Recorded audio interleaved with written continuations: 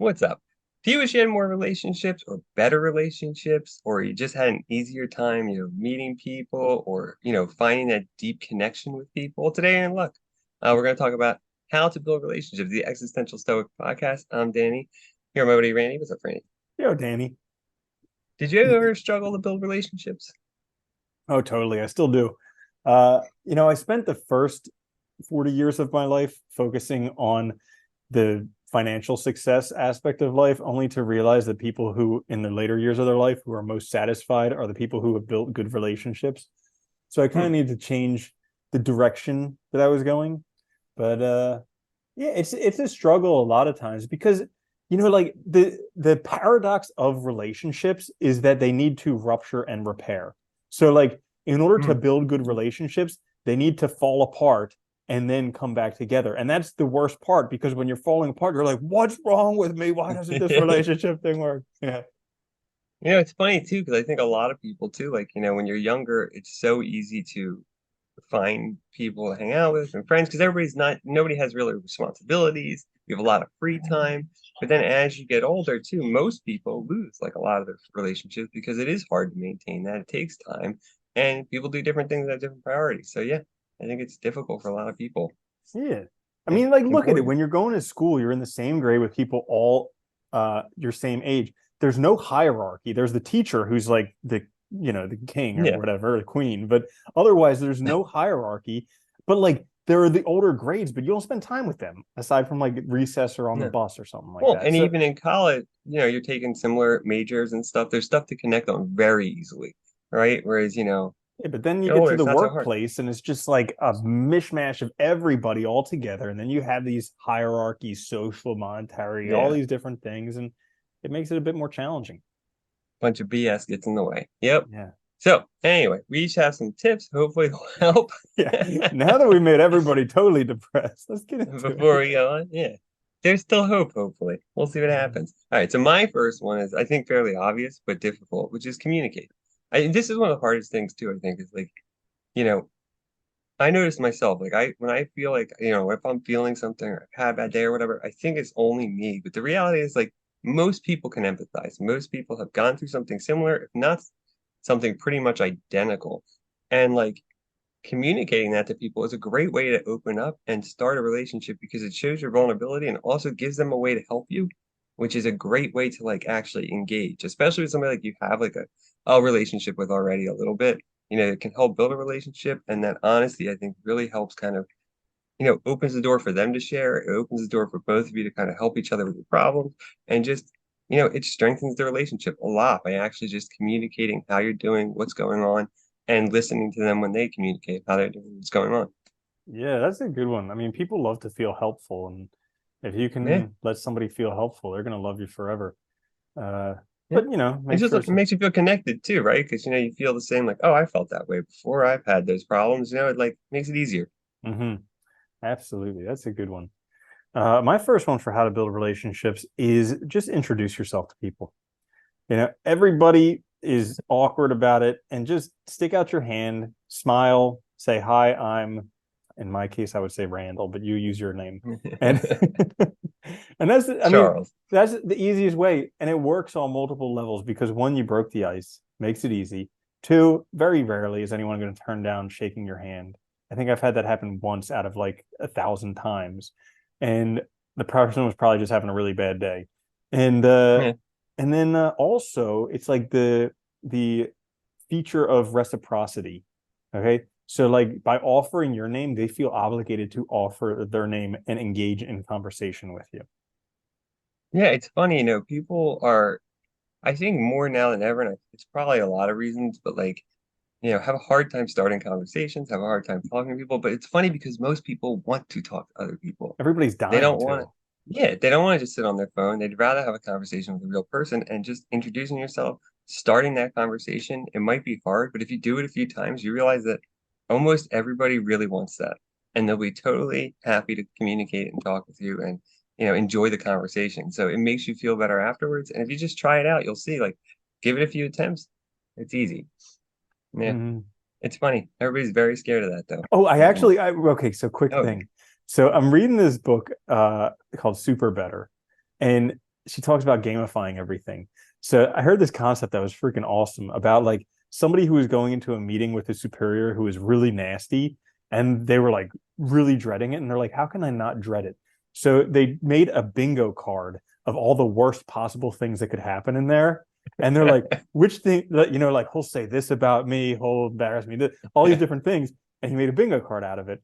And then he went in there, and instead of worrying about it, instead of taking it personally when the guy was like insulting him, he was just like mentally checking them off his bingo card. So like if you are scared about introducing yourself to people, like write down the worst things that could possibly happen and keep that bingo card in your back pocket.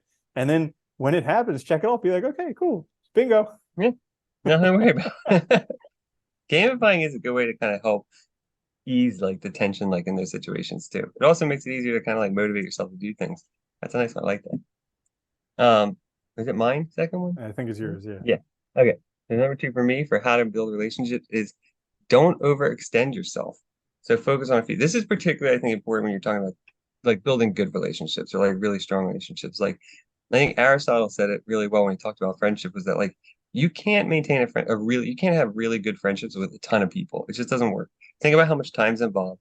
You have to like, get to know them, you have to spend time, you have to communicate. You have to like you inadvertently will know about their life, obviously. They'll know about your life. You can't manage that really well with a lot of people and, keep up to date with it in a way that a good friend would. So actually keeping that in mind, like, we have this tendency, I think, with social media, have like as many, likes, as many, friends as possible on there. And it's like that really isn't like gonna turn into good relationships though. Those are like associations at best. If you want really good relationships, you have to spend time with people. So focus on a few, focus on the ones that matter and try to really build them. Yeah. And that's a really good one, just focusing on a few. And also like don't overextend as in going out of your way regularly Yeah. to be friends with people. I made this mistake when I was younger is I had friends who I would always go out of my like I was always the one who was calling them to do whatever, who was going to meet them somewhere, like always. And then when I stopped doing it, they stopped meeting up. And I was like, what kind of garbage friend is that? Yeah. Like, yeah. So and it made life so much easier because then I was able to spend that time and find friends that are really good friends. Yeah. Not just like convenience and stuff like that, which makes it, yeah, that's a good point. Mm-hmm. So my next one for how to build relationships, and again, this is kind of like a relationship starter type thing, but whenever you go into a social situation, consider that you are single-handedly qualified to solve everyone else's most pressing problem, which is their social awkwardness. Okay. And and you might be saying, oh, but I'm not really good. Well, just consider everybody thinks that they're not, I mean, except for a few people, everybody thinks they're not good socially. So if you just change that, be like, hey, I'm in the top 10% of social people just from knowing this fact alone. Be like, I'm in the top 10 people. And then you just introduce yourself like we spoke about. And if you want something to talk about, they say like the four most common things to talk about are spelt Ford, like Henry Ford, the creator of the automobile, Ford. Uh, so it's family, occupation, recreation, and dreams. And you just talk Somebody about always those had things something to to say about people, all those. Yeah. and they Yeah. will love you. They will keep talking forever. That's a good one too. And on that note too, like think about it too this way. If you do struggle with social awkwardness, which a lot of people do, that's the hardest thing is that barrier between like starting that conversation. So if you go up and start it, like they're gonna be thrilled because think of how you would feel if somebody came up and talked to you. You take away all of that struggle and difficulty of starting the conversation. It's already started. Dude, it's such a mind trip too, because I have this story that I'm not like I have a story that I'm not good socially. And so anytime I get into a social situation, I just make myself introduce myself to people. And I end up getting a reputation where I go as like the most socially friendly person ever because everyone knows me. But it's like I still have this story in my head that I just don't have it. Yeah. Yeah. But you're able to overcome it very easily just by Mhm. saying hi, right? And then Yeah, everybody knows it's who you it's are. the easiest thing. You just stick out your hand and say Yeah. hi. And if they say And no, it's okay, you go on to the next yeah, person. it's also low stakes too, because they can just say hi back and that's it. Like no big deal. Yep. Nobody's hurt. That's a Hmm. good one.